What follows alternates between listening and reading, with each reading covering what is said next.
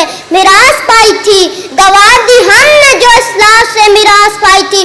ثریا نے زمین پر آسمان سے ہم کو دے مارا، وہ وقت کہ جب انسانیات اندھیرے میں گم ہو چکی تھی. مسلمان غلامی کی زنجیروں میں جگڑے ہوئے تھے، تب اللہ تعالیٰ کو بے بس مسلمانوں کی بے بسی پر رحم آیا. جس مسلمان انسانوں کی مدد کرنے بھیجا گیا ان میں سرفرست ہے علامہ محمد اقبال. علامہ اقبال نے اپنی شاعری کے ذریعے سوئی قوم کو جگایا، کمزور اور بے بس مسلمانوں کو جینے کا حوصلہ دیا.